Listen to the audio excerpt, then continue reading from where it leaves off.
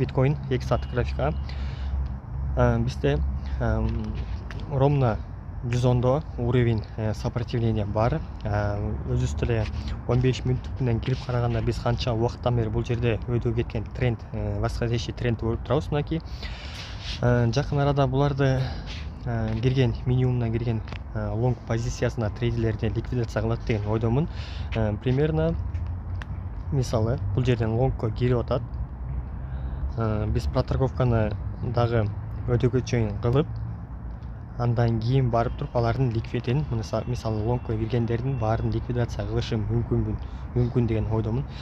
Азыркы кезде менде бир позиция бар биткоинда, Binance'да өтө чоң шортко.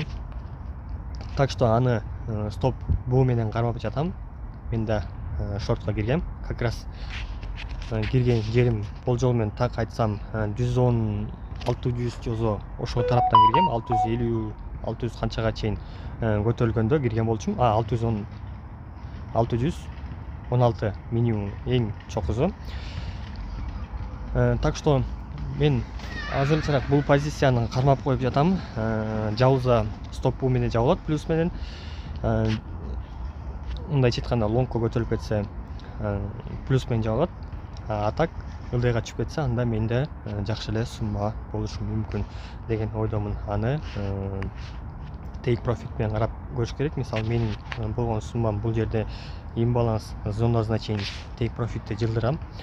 Акыркы биздин чөп турган зонасы take profit болот.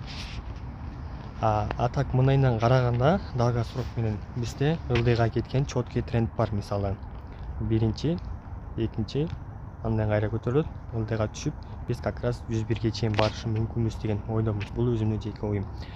Бирок по идее 101деги ликвидти алып туруп анын өйдөгө кетиши мүмкүнбүз. Азыр бул жерде 101де кирген лонг позициясынын трейдерлери жана лимиткалары бар бул жерде. Алардын баарын лимиткалардын баарын бритва кылып туруп, андан кийин өйдөгө көтөрүлүшү мүмкүнбүз деген ойдомун. Түшүндүрө кеттим болуш керек.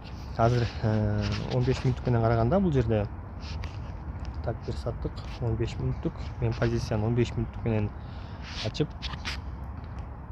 5 мүнөттүк менен иштейм. 15 мүнөттүк менен ачсам 5 мүнөттүк менен позиция ачам.